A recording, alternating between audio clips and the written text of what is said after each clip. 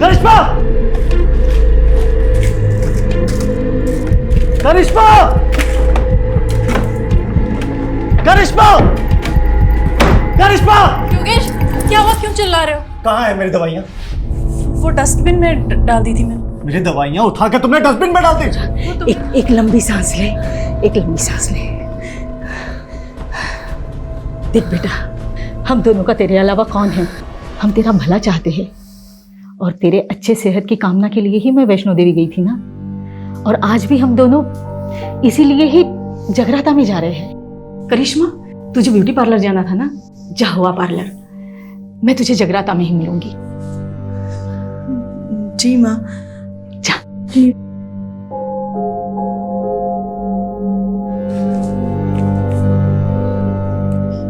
Take rest Yogesh. झूठी। बिल्कुल, वो झूठी ही है। देख लूंगी मैं उसे, लेकिन तू शांत रहा कर। ये ले, तू आराम से बैठ के चाय और नाश्ता कर ले। मैं जगराता जा रही हूँ, तेरे लिए बिरयानी बना के रखी है, गरम करके खा लेना। हम दोनों सुबह तक आ जाएंगे, ठीक है बेटा? ये ले।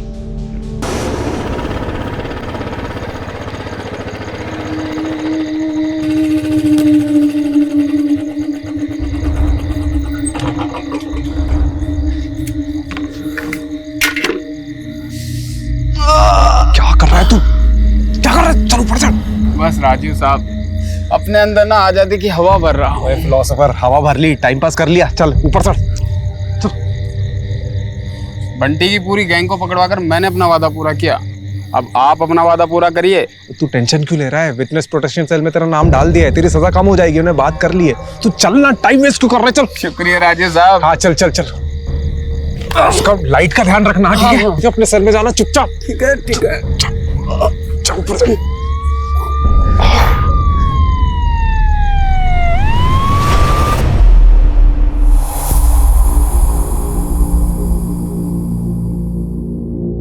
एक क्रिमिनल को पकड़ने के लिए दूसरे क्रिमिनल को जेल से भगा दिया। आई एग्री सर, राजीव ने जो किया वो गलत था, लेकिन आप उसका रिजल्ट भी तो देखिए सर। बंटी जो 2 साल से फरार था, हमारे हाथ नहीं आ रहा था, ओनली बिकॉज ऑफ राजीव वो आज हमारी कस्टडी में है। आप राजीव को बुलाइए। मैं कौन sir? Sir relax. Thank you sir. Rajiv तुम्हें सस्पेंड नहीं कर रहे हैं, लेकिन अगले 1 महीने के लिए तुम कंट्रोल रूम में पोस्टेड रहोगे। But sir. डिसीजन लिया जा चुका है, please don't argue. But sir मैं तुम आज ही कंट्रोल रूम ज्वाइन करोगे। सर मैं मानता हूँ कि मैंने कानून तोड़ा है, लेकिन आप ही बताइए, अगर एक एम्बुलेंस इमरजेंसी में सिग्नल तोड़ती है तो क्या आप एम्बुलेंस के ड्राइवर पर कानून तोड़ने का चार्ज लगाएंगे? हाँ, मेरा तरीका गलत हो सकता है, लेकिन मेरा इरादा बिल्कुल भी नहीं सर। जय हिंद सर।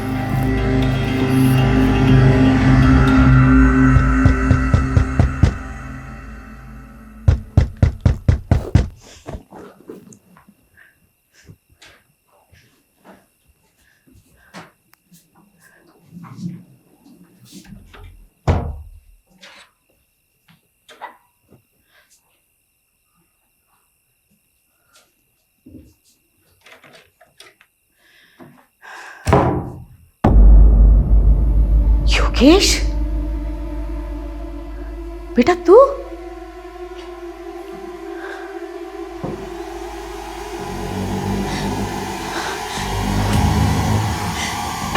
क्या है ये? मरा नहीं माँ, कुछ मारा गया। योगेश, योगेश, योगेश। माँ, फिर से बुरा सपना देखा?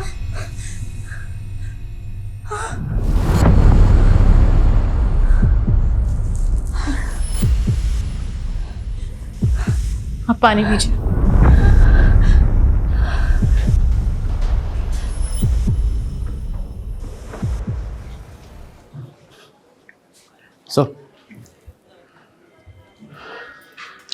सॉरी सर, शिवा को पकड़ने का प्लान हम दोनों का था और सजा भी हम दोनों को ही मिलनी चाहिए थी। तू क्यों गिल्ट फील कर रहा है? तुझ पे थोड़ी सीनियर्स पे गुस्सा हूं मैं। ये पटक दिया कंट्रोल रूम में, उससे अच्छा सस्पेंड ही कर देते। सर, आपकी माताजी आई है। मेरा मतलब आपकी मम्मी की सिफारिश लेकर कोई माताजी आई है। कौन है? मेरा नाम गीता गुप्ता है। और ये है मेरी बहू करिश्मा। आपकी माँ जब भी यहाँ होती है तो वो और मैं एक ही माता की चौकी मंडली में जाते हैं।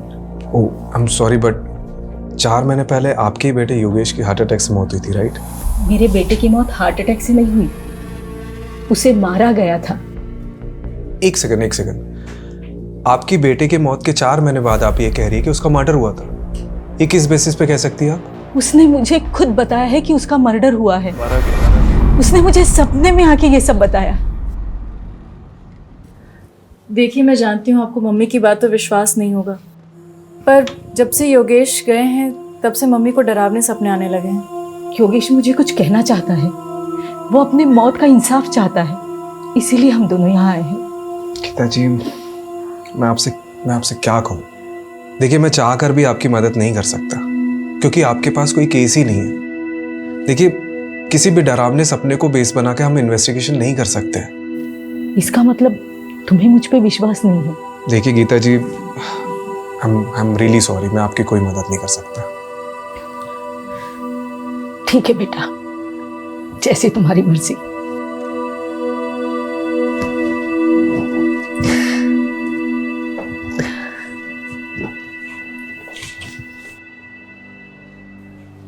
आंटी जी की कहानी काफी फिल्मी थी।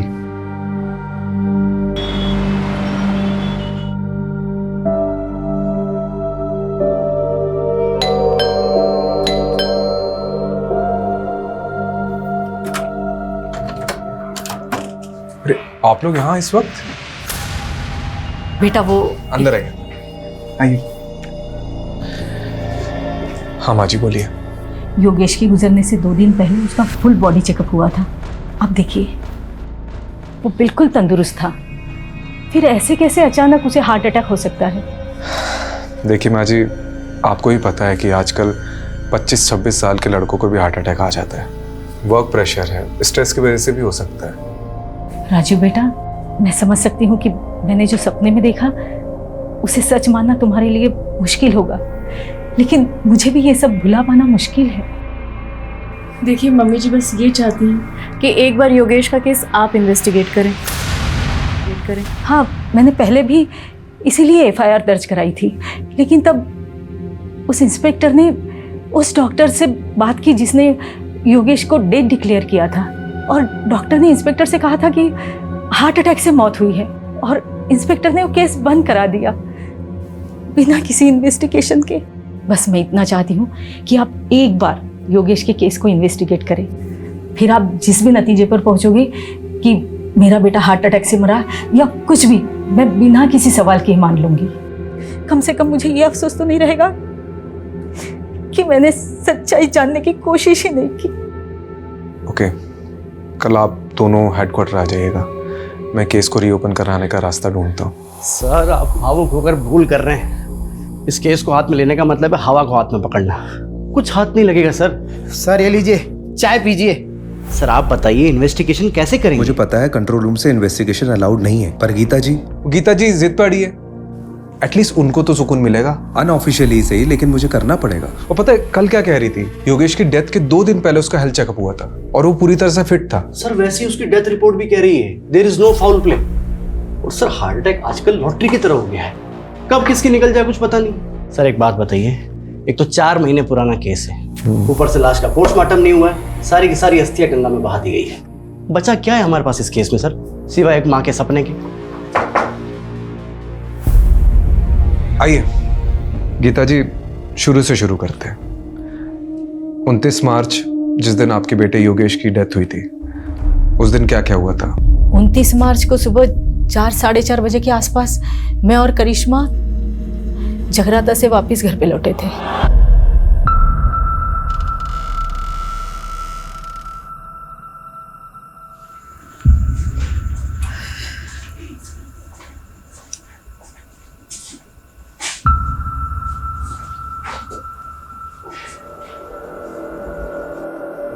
योगेश, योगेश,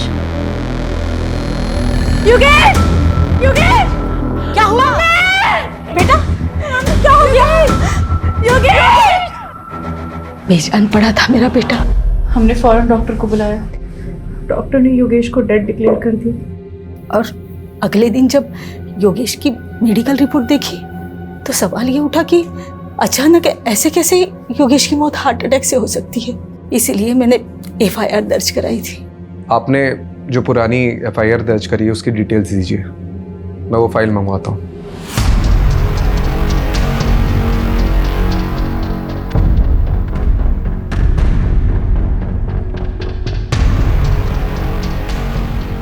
केस रीओपन हो रहा है, इसलिए योगेश के इंश्योरेंस क्लेम पास होने में थोड़ा वक्त लगेगा, लेकिन तुम्हें पैसों की चिंता करने की कोई ज़रूरत नहीं। मैं तुम्हें हर महीने। माँ प्लीज़, मुझे पैसे की ज़रूरत नहीं है, आप खाना खाइए।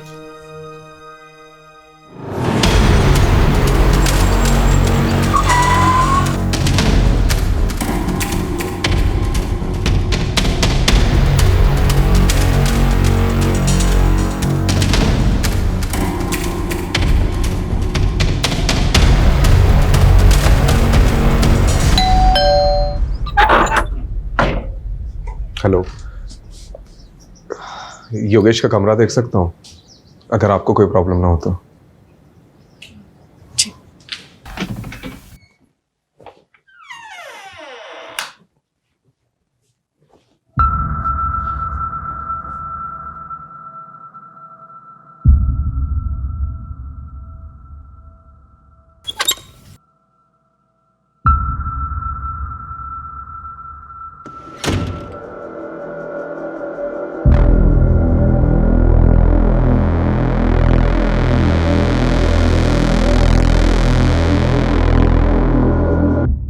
ये दोनों मेरे पोते हैं, युवराज और योहान, दून स्कूल में पढ़ते हैं।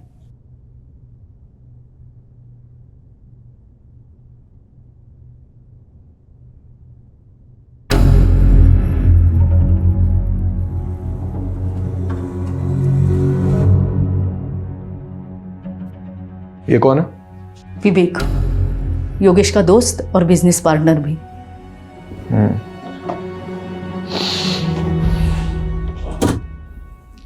ये लैपटॉप किसका है? योगेश का। करिश्मा जी, आपके पास योगेश की कोई फोटो होगी उस दिन की जिस दिन उसकी डेथ हुई? मेरे बेटे युहान ने अपने भाई के लिए लिया था। युवराज का बोर्ड एग्जाम था, इसलिए वो अपने पापा को आखिरी बार देखने नहीं आ पाया था। योहान से कांटेक्ट करके वो फोटो मुझे भेज दीजिए। और भी कोई वीडियोस या फोटोज लिए गए होंगे बीदी के समय तो वो भी भेज दीजिएगा। मैं ये लैपटॉप और हार्ड डिस्क लेके जाता हूँ, कुछ इन्फॉर्मेशन मिल सकती है।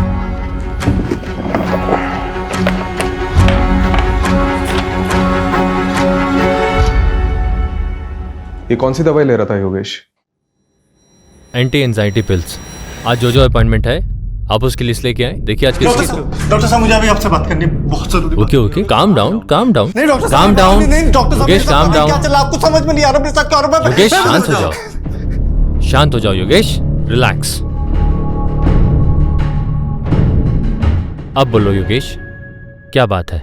सो नहीं पा रहा हूँ, कल भी पूरी रात जगा रहा मैं। दिमाग कह रहा है सो जाओ सो जाओ, पर आंखें दिमाग का साथ ही नहीं दे रही। स्लीपिंग पिल्स दी थी ना, काम नहीं कर रही? नहीं डॉक्टर, अगले महीने 28 तारीख को मेरी मीटिंग है दुबई में। करोड़ों की डील है और मेरा हाल देख रहे हैं आप। इस साल में गया तो मैं बर्बाद हो जाऊंगा, बहुत भारी नुकसान हो जाएगा। डॉक्टर मुझे हैवी डोज दीजिए डॉक्टर, महंगे से महंगा इलाज कराने के लिए तैयार हूं। योगेश का मन बहुत बेचैन रहता था। जब मेरे पास आया था उसके मन में अजीब सा डर बैठ गया था, जिसका मैंने ट्रीटमेंट भी शुरू कर दिया था और उसको कुछ दवाइयाँ भी लिख के दी थी। तो उसे कुछ फायदा हुआ था? बिल्कुल, 1 हफ्ते में तो बिल्कुल ठीक हो गया था। क्या एंजाइटी से हार्ट अटैक हो सकता है? चांसेस हैं, एंजाइटी के कारण हार्ट अटैक हो सकता है, लेकिन सुसाइडल टेंडेंसी भी हो सकती है।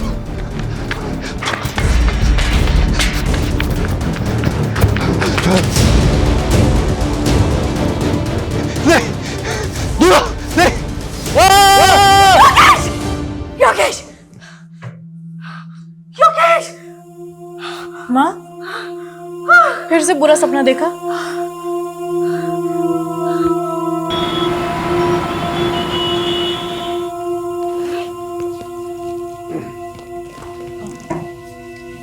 इस पेनड्राइव में योगेश की आखिरी फोटोज हैं और एक रिलेटिव ने फ्यूनरल की कुछ वीडियोस भी ली थी, वो भी हैं।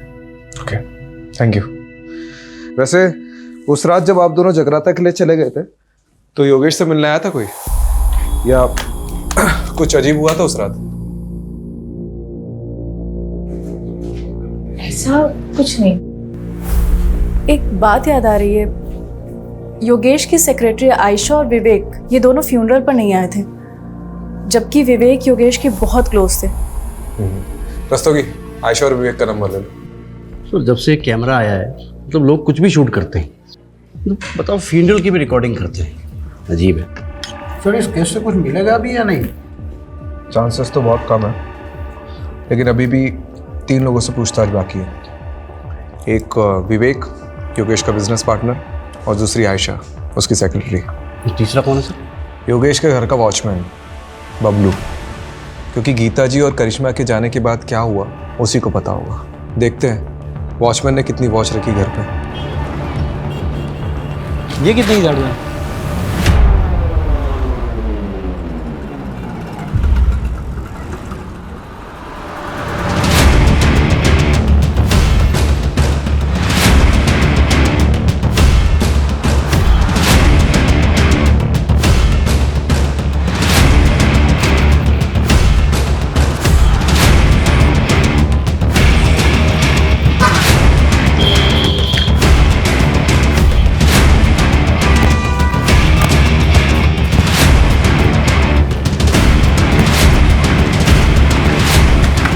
नहीं था, मैंने कुछ नहीं किया था, मैंने कुछ नहीं किया, मुझे कुछ नहीं किया ना? नहीं था। वेरी गुड, हम भी ऐसे ही इंसान को ढूंढ रहे जिसने ना कुछ भी नहीं किया, बाद में ना सब कुछ बता।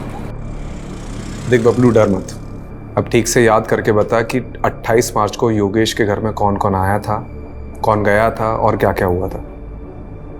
वो दिन बड़ा ही बेकार दिन था, एक के बाद एक तमाशे हो रहे थे योगेश साहब के घर पे।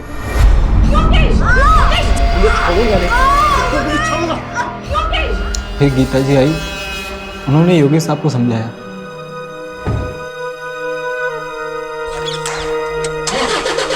उसके बाद करिश्मा मैम चली गई। ये करिश्मा मैम घर से कितने बजे निकली थी? लगभग 5:30 बजा होगा साहब, क्योंकि मैं वही टाइम पे चाय पीता हूँ। और उसके बाद क्या हुआ था? फिर 7 साढ़े 7 बजे मैंने एक और झगड़े की आवाज़ सुनी। क्या है ये योगेश?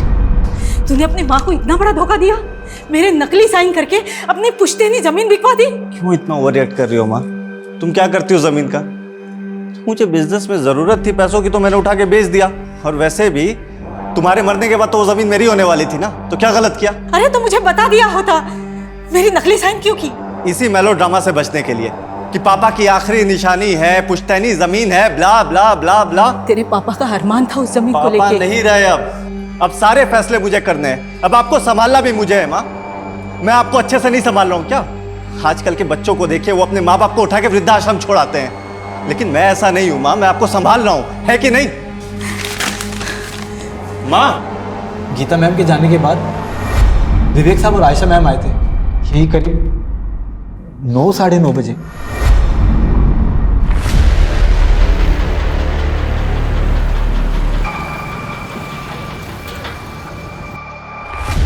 विवेक सर और आयशा मैडम जी जब आए तब घर के अंदर जाने से पहले दोनों काफी देर तक कार में कुछ बातें कर रहे थे।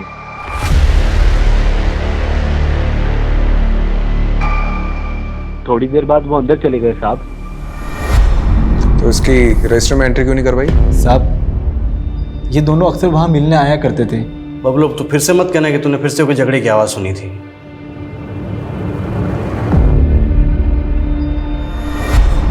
योगेश बहुत हो गया तेरा।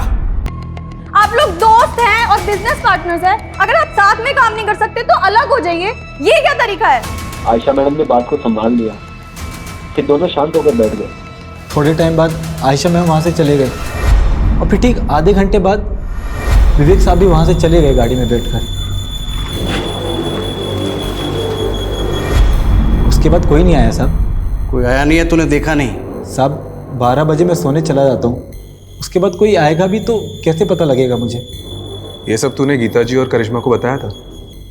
नहीं साहब, किसी ने पूछा नहीं तो सामने से जाके क्या बताता साहब। वैसे योगी साहब बहुत अच्छे इंसान थे साहब, दिलदार थे। अरे बबलू, जी कोई वो तो कुछ नहीं साहब, बस वो ये लो 1 लाख रुपए पूरे तुम्हारी माँ के इलाज के लिए, अच्छे से करवाना। शुक्रिया साहब, मैं ये रकम आपको जल्दी ही 1 साल में वापस लौटा दूंगा साहब। मेरे पैसे मेरे अपने ही खा जाते हैं। मजाक कर रहा हूँ, पैसे लौटाने की कोई ज़रूरत नहीं, ठीक है? शुक्रिया साहब, बहुत बहुत शुक्रिया। आपको ये सब सच लग रहा है सर?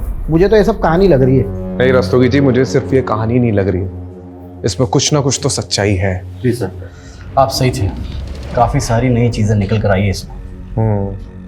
पता है, मैंने ये सोचा भी नहीं था कि ये केस ऐसे पलटेगा। पहले तो ये सिंपल हार्ट अटैक का केस लग रहा था, लेकिन अब 3 सस्पेक्ट सामने आए। पहला तो वो विवेक, योगेश का बिजनेस पार्टनर। जी सर, वो आखिरी इंसान जो योगेश के घर से बाहर निकला था। हाँ सर, हो सकता है आयशा मैडम भी मिली हुई हो सकता है, क्योंकि आयशा और विवेक योगेश के फ्यूनरल पे नहीं गए थे, और ऊपर से करिश्मा ने जो विवेक का नंबर दिया है वो भी स्विच ऑफ आ रहा है। दूसरा सस्पेक्ट एक करिश्मा हो सकती है, क्योंकि इसके योगेश से बहुत ज़्यादा झगड़े होते थे। सर, तो फिर तीसरा सस्पेक्ट कौन हो सकता है? योगेश की माँ गीता गुप्ता। देख, हो सकता है उन्हें जो भी सपने आ रहे हैं वो कहीं ना कहीं उनके ही अंदर का गिल्ट है, जो उनको चैन से सोने नहीं दे रहा है। लेकिन सर, वो खुद ये केस रीओपन करवा के अपने लिए मुसीबत क्यों खड़ी करेगी? कमलेश, उन्हें भी यही लग रहा हो कि हम भी यही सोचकर बैठे रहेंगे और उन पर डाउट नहीं आएगा, इसलिए वो खुद सामने से आई और केस को रीओपन करवाया। हाँ, नहीं बताया मैंने योगेश और मेरे झगड़े के बारे में, लेकिन इस झगड़े से योगेश की मौत का कोई लेना देना नहीं है। देखिए, लेना देना है या नहीं है वो तो इन्वेस्टिगेशन के बाद ही पता चला। खैर, आपने हमें पहले कुछ बताया नहीं है, तो अभी बता दीजिए। उस रात तेरे पापा का अरमान था उस जमीन को लेके। पापा नहीं रहे अब सारे फैसले मुझे करने हैं, अब आपको संभालना भी मुझे है। माँ, आपको बुरा तो लगा होगा योगेश किस बर्ताव से। मेरा बेटा गुस्से में कुछ भी बोल देता था, लेकिन वो दिल से बुरा नहीं था। उस दिन जब मैं बाहर गई थी तो उसने मुझे थोड़ी देर बाद मैसेज किया था। हाँ, ये देखिए।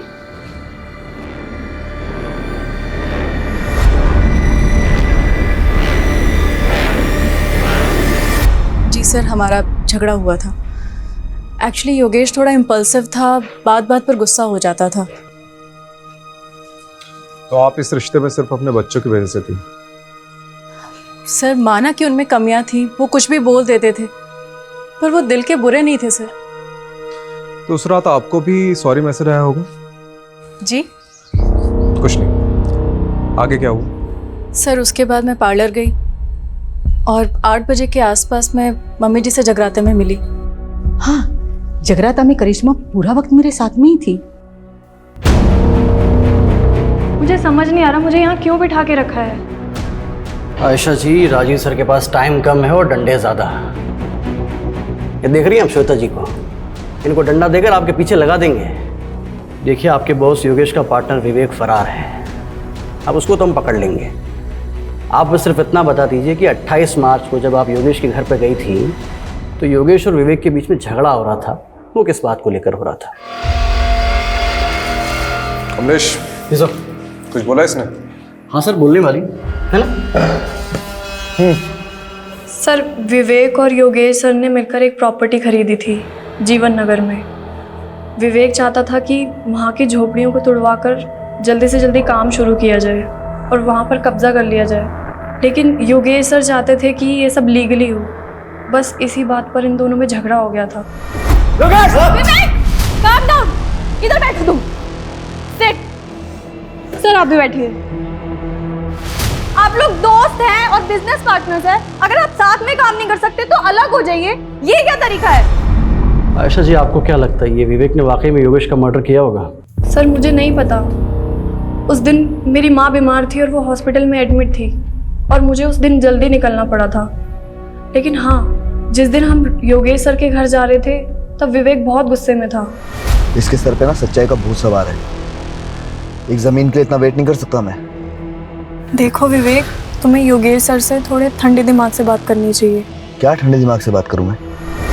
अच्छा, एक बात बताइए, कहीं आपने तो छुपा के नहीं रखा है विवेक को? नहीं सर, ये आप क्या कह रहे हैं? देखिए आयशा जी, अगर आप हमारी मदद नहीं करेंगी तो हम भी आपकी मदद नहीं कर पाएंगे। जो भी जानती हो सीधा सीधा बता दो, वरना ये अच्छा ये श्वेता के बारे में पता है? अच्छे से बता दिया सर। मिलना चाहोगी?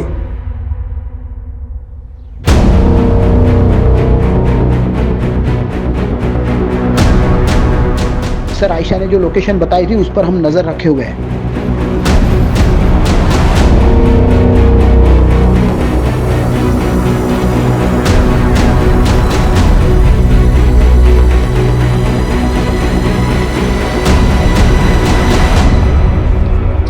विवेक, विवेक मार खा के बोलेगा कि बोलने के बाद मार खाएगा? चॉइस तेरी है। देख, हमें सब पता है कि योगेश की मौत में तेरा ही हाथ है। बहुत नफरत करता था ना उससे।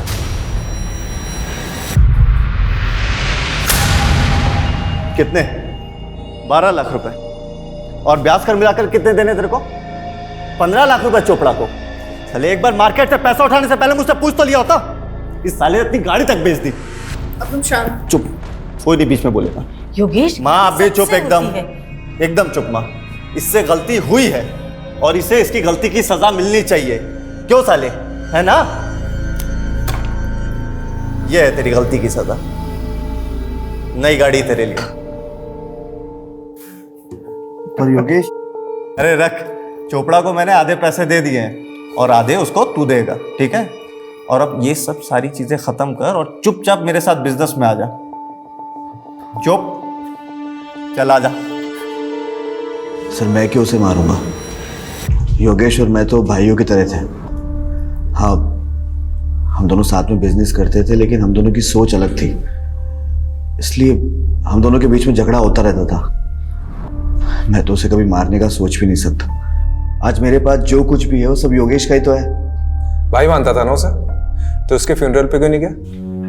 सर उस रात हमारे बीच में बहुत झगड़ा हुआ था, और जब मुझे पता लगा कि उसी रात उसे हार्ट अटैक आया तो मुझे लगा कि सब कुछ मेरी वजह से हुआ है। मैं बहुत गिल्ट में था सर, इसलिए नहीं गया। गिल्टी तो हम भी मान रहे हैं। उस रात को योगेश के सर पे फ्लावर वास फोड़ने वाला था ना तू। आयशा ने हमें सब कुछ सच बता दिया है। नहीं सर, मैं ऐसा क्यों करूँगा?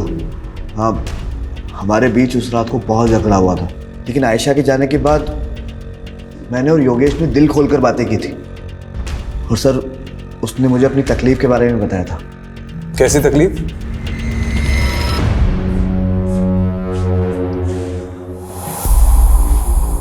सब गलत हो रहा है यार, खुद पर काबू ही नहीं रहता। रोज झगड़ा होता है करिश्मा से। आज भी मैंने उसको बहुत भला बुरा बोला, बहुत झगड़े हुए, लड़ाई हुई, माँ को भी नहीं छोड़ाया। अपनी इन्हीं हरकतों की वजह से मैंने बच्चों को यहाँ से दूर किया। लेकिन यार तू तो बता रहा था कि डॉक्टर अग्रवाल की दवाइयाँ तेरे पर काफ़ी असर कर रही है। जिस दिन लेता हूँ तब तक असर करती है, और जिस दिन नहीं लिया तो तू टेंशन मत ले। मैं ना एक साइकेट्रिस्ट को जानता हूँ।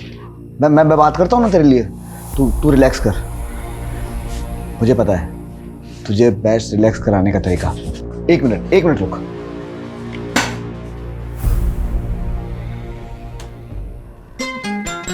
तेरा फेवरेट गाना, तेरी फेवरेट ड्रिंक के साथ में इससे बेस्ट रिलैक्सेशन कोई चीज हो ही नहीं सकती। सर जब मैं वहां से निकला तो योगेश बहुत अच्छे मूड में था, और उसका मेरे जाने के बाद में मुझे टेक्स्ट भी आया। तेरे जैसा यार कहाँ ऐसा यार आना। सर अगर मुझे पता होता कि ये सब कुछ होने वाला है तो मैं वहां से जाता क्यों? ठीक है, तुम जा सकते हो, लेकिन हाँ, शहर छोड़ के जाने की सोचना भी नहीं। ठीक है सर।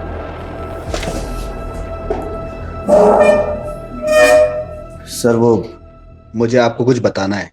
सर योगेश की मम्मी गीता आंटी, एक्चुअली एक ज़माने के अंदर मेरे पापा और योगेश के पापा बहुत अच्छे दोस्त थे, लेकिन जब उनकी शादी गीता आंटी से हुई तो उनका बिहेवियर बिल्कुल चेंज हो गया। और फिर जब कॉलेज में मेरी और योगेश की मुलाकात हुई तो हम दोनों भी बहुत अच्छे दोस्त बन गए और सब कुछ नॉर्मल हो गया। लेकिन सर गीता आंटी ना काफ़ी कंट्रोलिंग फ्रीडी लेडी है।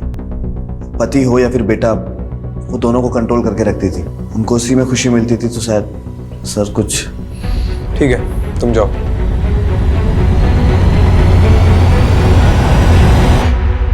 सर वो हार्ड डिस्क ओपन हो गया है। कुछ मिला? सर अभी तो देखना शुरू किया है, बहुत सारे वीडियो है। हेलो, हाँ ठीक।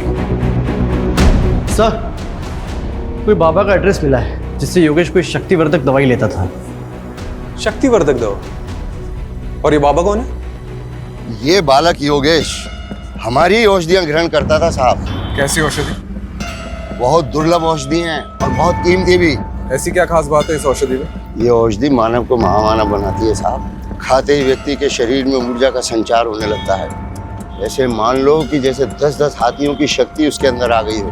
बहुत अद्भुत औषधि है साहब, बहुत अद्भुत। अरे यार कितनी वीडियो है रे बाबा। योगेश के लैपटॉप से कुछ मिला? अरे सर देखते देखते मेरी आंखें बटन हो गई। अभी भी कम से कम 20 वीडियो है। जितने भी वीडियो देखे ना सबके सब वेकेशन और प्रेजेंटेशन के थे।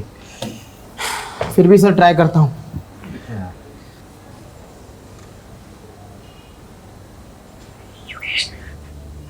दूर रहो मुझसे, योगेश दूर रहो मुझसे। योगेश मुझे प्लीज, योगेश दूर रहो मुझसे। सर एक मिनट, ये सुनिए।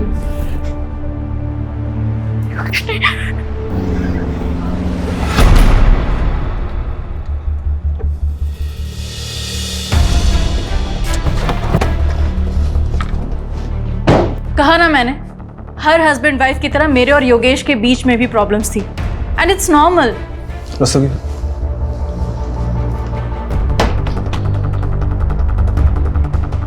दूर रहो मुझसे, योगेश दूर रहो मुझसे।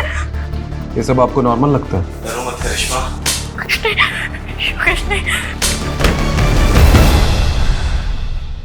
I can't believe it। वो ये सब शूट भी करता था। परवर्ट। देखिए, ये वीडियोस कभी भी बाहर नहीं आएंगे, लेकिन योगेश की मौत का सच हम बाहर ला कर रहेंगे। और इसके लिए आपका सच बोलना बहुत ज़रूरी है। हमें पता चला है कि योगेश किसी बाबा से शक्तिवर्धक दवाइयाँ लेता था। हाँ, योगेश की अजीब सी फैंटेसीज थी। जब हम दोनों अकेले होते थे ना घर में, तो ऐसा लगता था उसकी फैंटेसीज को पंख लग गया हो। वो अजीब बिहेव करता था। करिश्मा ये ट्राई करते हैं, है ना? पागल हो गए हो क्या? This is so wild. बिल्कुल भी नहीं। करिश्मा कसम से इतना एक्सट्रीम तक नहीं जाएंगे हम। पति था मेरा, मैंने उसकी बात मान ली। लेकिन योगेश उस दौरान इतना वहशी हो जाता था। योगेश क्या कर रहे हो तुम? छोड़ो। इसमें मुझे मर जाता। योगेश, योगेश, योगेश, क्या हो गया तुम्हें? I'm sorry करिश्मा, पता नहीं मुझे क्या हो जाता है। मैं कैसे ऐसा कर सकता हूँ? मैं कैसे तुम्हें मार सकता हूँ? योगेश, ये सब वो दवाइयों का असर है ना? मैं काबू हो जाता हूँ। मैं प्लीज मुझे खुद को योगेश से बचाना था, साथ ही साथ योगेश को योगेश से बचाना था। इसलिए मैं हर वो चीज हटा देती जो उसके लिए जानलेवा हो सकती थी। सीजर, नाइफ, स्क्रू ड्राइवर, सब कुछ।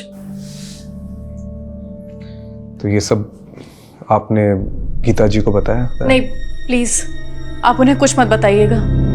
उन्हें बहुत दुख पहुंचेगा and it's my request, please. इतना सब होने के बाद भी आपने योगेश से कभी तलाक लेने के बारे में नहीं सोचा? माना कि योगेश ने पिछले 1 साल में मुझे बहुत तकलीफ दी थी, पर 15 साल का रिलेशन था हमारा, और ये 15 साल हमने हंसी खुशी बिताए। वो मेरा पति था, मेरे बच्चों का पिता। आप ऐसा सोच भी कैसे सकते हैं? देखिए, मेरा इरादा आपको हर्ट करने का नहीं था।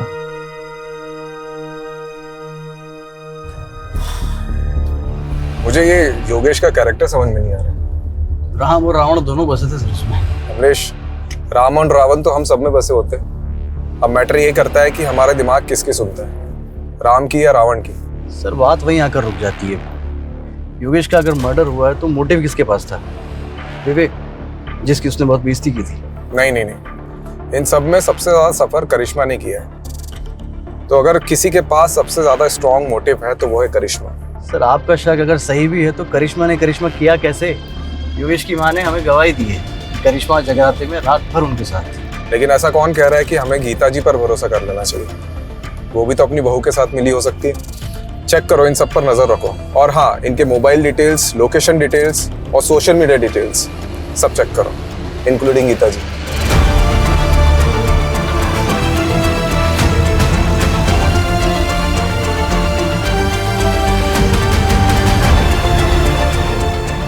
एटर्नल लव 50-50 क्या नाम है?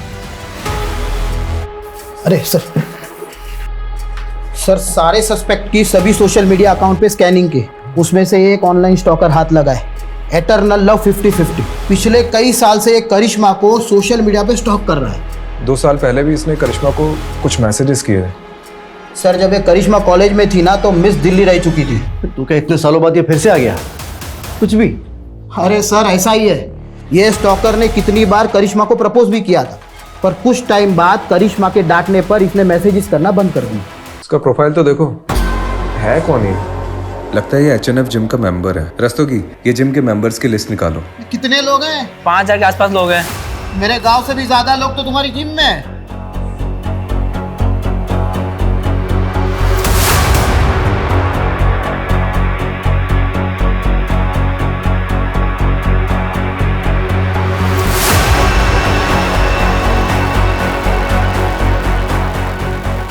कुछ मिला? सर पूरा का पूरा कच्चा चिट्ठा मिला है। ये देखिए, हमने ये जिम मेंबर्स की लिस्ट देखी थी और इसमें जो ये नंबर्स दिए गए इन सब के लोकेशन को हमने मैच किया। उनमें से सर ये एक नंबर मर्डर वाली रात उसी एरिया में एक्टिव था। रात को 1 बजे इस नंबर पर पहले कॉल आया और उसके बाद एक मैसेज।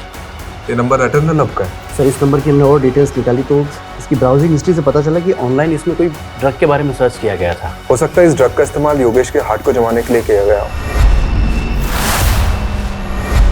ताकि नेचुरल डेथ की आड़ में मर्डर को छुपाया जा सके। ये नंबर किसके नाम पर रजिस्टर्ड है? हाँ मैं आ रही हूँ, लेकिन आप बताएंगे बात क्या है? अरे बैठ। देखिए आप ये ठीक नहीं कर रहे हैं, आप मुझे ऐसे जबरदस्ती नहीं रख सकते। ओह, तू कुछ नहीं बोलेगा ना तब भी तू फंस चुका है। एटर्नल लव, क्योंकि तेरे साथी ने सब कबूल कर लिया। मुझसे गद्दारी? गद्दारी नहीं, समझदारी की उसने। अब तू डिसाइड कर तुझे क्या करना है।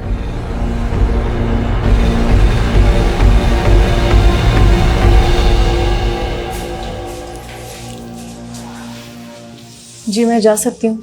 अरे रुकिए, पहले ये वीडियो देख लीजिए।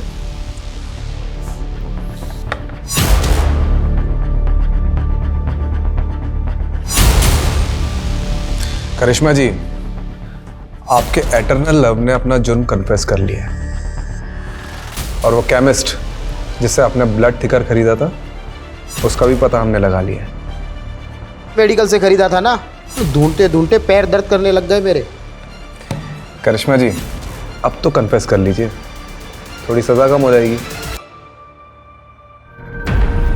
सब कुछ ठीक होता, लेकिन माँ को सपने आने लगे।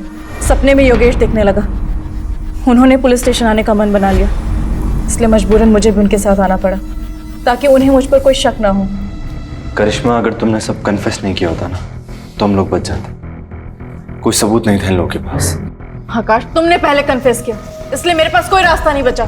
झूठ मत बोलो, देखा था मैंने तुम्हें इस लेडी कांस्टेबल को अपना कन्फेशन लिखाते हुए।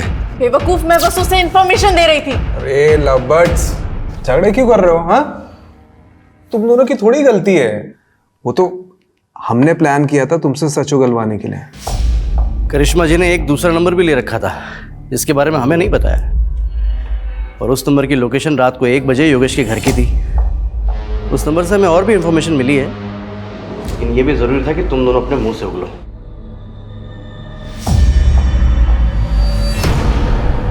मैंने योगेश की दोस्ती आकाश से कराई थी, ये भी प्लान का एक हिस्सा था। उस रात हमारे जाने के बाद आकाश घर पर आया था। तुम लोग कौन हो बे? बबलू! मैं जगराता में थी, लेकिन बेसब्री से आकाश के कॉल का इंतज़ार कर रही थी। जब काफ़ी देर तक कॉल नहीं आया तो मुझे टेंशन होने लगी और मैंने मम्मी से वॉशरूम का बहाना मारा और पीछे के रास्ते से घर लौटी। मम्मी, मैं वॉशरूम से आती हूँ। जब मैं घर पहुंची तो देखा कि योगेश अकेला सब पे भारी पड़ रहा था। योगेश! करिश्मा, अच्छा हो तुम आ गए। पुलिस को फोन करो। ये आकाश मुझे मारने के लिए आए। हमें कुछ नहीं हुआ है, शांत हो जाओ। मैं आ गई हूँ ना, मैं आ गई हूँ ना। ये लोग मुझे मार देंगे। तुमने आज दवाई नहीं खाई है ना, इस वजह से हो रहा है। कुछ नहीं हुआ है तुम्हें, तुम आराम करो। कोई तुम्हारा दुश्मन नहीं है योगेश, आराम करो। मैं आ गई हूँ ना, सो जाओ, तुम सो जाओ। रिलैक्स रिलैक्स, तुम सो। तुम्हें आराम की जरूरत है ना? कुछ नहीं हुआ तुम्हें। जोर से मारो, बचना नहीं चाहिए। सारा कमरा साफ कर देना, कोई सबूत नहीं रहना चाहिए। और ऐसा लगना चाहिए दिल के दौरे से मरा है। मैं जगराते में जा रही हूँ। और सुनो, काम होने पर ना मुझे मैसेज करना। ठीक है, बाय। जी चलो देखो।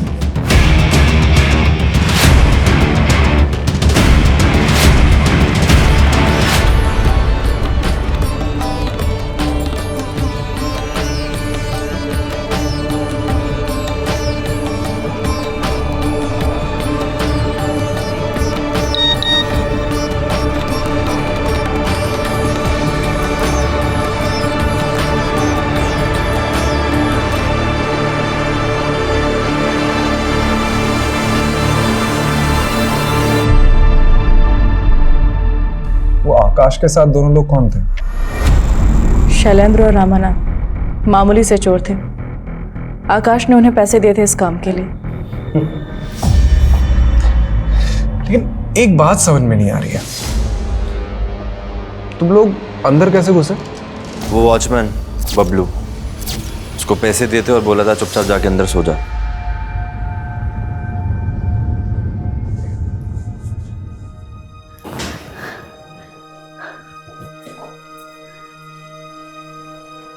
करिश्मा, तुझे अगर इतनी तकलीफ ही थी तो छोड़ देती मेरे बेटे को। जान से मारने की क्या जरूरत थी? कमलेश, रस्तोगी, चलो।